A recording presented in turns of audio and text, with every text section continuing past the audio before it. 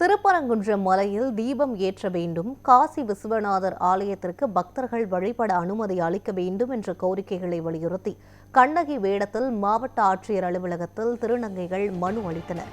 இதுகுறித்த கூடுதல் விவரங்களை நமது செய்தியாளர் பாண்டியன் வழங்க கேட்கலாம். பாண்டியன், இந்த போராட்டமானது எவ்வளவு மணி நேரமாக நடந்து கொண்டிருக்கிறது? மேலும் ஆட்சியினருடைய பதில் என்னவாக இருக்கிறது? விவரங்களை சொல்லுங்க. யுவராணி, திருப்பரங்குன்றம் மலையில் தீபம் ஏற்ற வேண்டும், காசி விஸ்வநாதர் ஆலயத்திற்கு பக்தர்கள் வழிபட அனுமதிக்க வேண்டும் என்ற கோரிக்கையை வலியுறுத்தி கண்ணகி வேடத்தில் மாவட்ட ஆட்சியர் அலுவலகத்தில் திருநங்கை மற்றும் பெண்கள் மனு அளித்தனர். மதுரை மாவட்ட ஆட்சியர் அலுவலகத்தில் பெண்கள் சிலம்புகளை தரையில் போட்டு உடைத்ததால் பரபரப்பு காணப்பட்டது.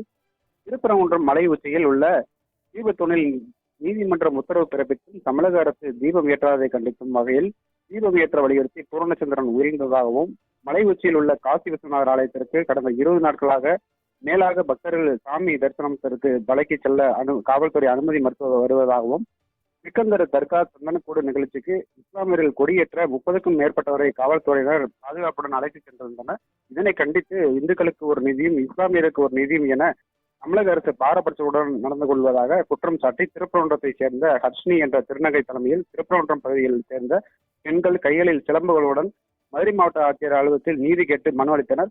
தமிழக அரசுக்கு எதிராக கோஷங்களை எழுப்பிய திருநங்கைகள் மற்றும் பெண்கள் அவர் கையில் வைத்திருந்த சிலம்பத்தை தரையில் போட்டு உடைத்து போராட்டத்தில் ஈடுபட்டனர். இதனால் அப்பகுதியில் பெரும் பரபரப்பு காணப்பட்டது. திருப்பரங்குன்றம் மலையில் தீபம் ஏற்ற வலியுறுத்தி சாகும் வரை உண்ணாவிரத போராட்டத்தில் ஈடுபட உள்ளதாகவும் மாவட்ட ஆட்சியர் பிரவீன் குமரிடம் வழங்கிய மனுவில் குறிப்பிட்டுள்ளனர்.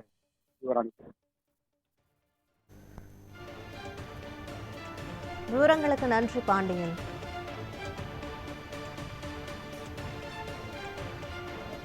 எங்களுக்கு ஏன் ஒரு விதமான சட்டவிரோதமான செயல்களில் ஈடுபடுகிறதா?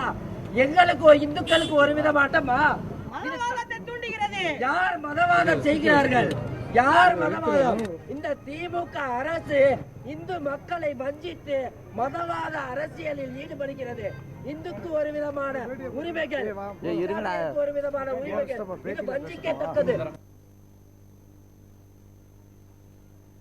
நான் திருப்பரங்குன்றத்தில் இருக்கிறேன். 10 வருட காலமாக அங்கே வசித்து வர்றேன். நான் உடனே வெளிநாட்டில் இருந்து வந்த ஆளும் போல், வெளியூரில் இருந்து வந்த ஆளும் போல் சித்தரிப்பாங்க. ஏன்னா அப்போ என்னன்னா, நான் என்னோட ஆதார கார்டு முதற்கண்டு உங்ககிட்ட ஒப்படைக்கிறேன். இன்னைக்கு என்ன நடக்குதுன்னா, நேற்று திருப்பரங்குன்றத்தில் சந்தனக்கூடு திருவிழா இஸ்லாமியர்கள் நடத்துறாங்க. அவங்களுக்கு மட்டும் தனிப்பட்ட முறையில் நேற்று அனுமதிச்சு அவங்க மலை மேலே 30 பேர் போய் சந்தனக்கூடு திருவிழாக்கான கொடியேற்றம் பண்ணியிருக்காங்க. அந்த கொடியேற்றம் பண்ண இடம் இந்துக்களுக்கு சொந்தமானது. அது தல விருச்சகம், திருப்பரங்குன்ற முருகன் கோயிலோட தல விருச்சகத்துல எப்படி ஏத்தலாம்? அந்த கோவிலுக்கு புராணமான மரத்தை இழிவுபடுத்தும் விதமாக இஸ்லாமியர்கள் வருட இது மாதிரி மரத்துல கொடியேற்றுறது தவறு. அதே போல நீதி இது மதுரையை ஆண்ட பாண்டியன் நெடுஞ்செழிய பாண்டியனுக்கு நீதி தவறினார்.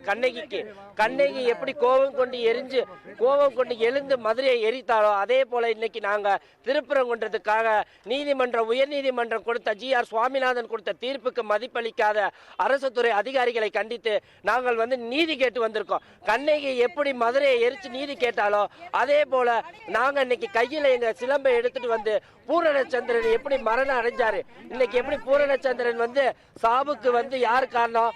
அந்த மலையில கொடுத்த தீர்ப்புக்கு தகுதியான முறையில எங்களுக்கு உரிமை கொடுத்திருந்து நாங்க மலையில விளக்கு போட்டிருந்தா இது ஒரே நாள்ல முடிஞ்சிருக்கும். இது இப்ப தொடர்ந்து இந்த போராட்டம் நடந்துகிட்டே இருக்கு. ஏன் இது யாரு காரணம்? அரசாங்கத்தான் காரணம். அரசாங்கம், காவல்துறை, ஒவ்வொரு துறையோட அரசு அதிகாரிகள் தான் காரணம். எங்களுக்கு தொடர்ந்து இதே நிலை நீடிச்சா நாங்க அடுத்த கட்ட நடவடிக்கையா ஒரே இடத்துல நாங்க எல்லாம் பெண்கள் எல்லாம் ஒண்ணு கூடி உண்ணாவிரத போராட்டம் சாகு வரைக்கும் நாங்க பண்ணுவோம்.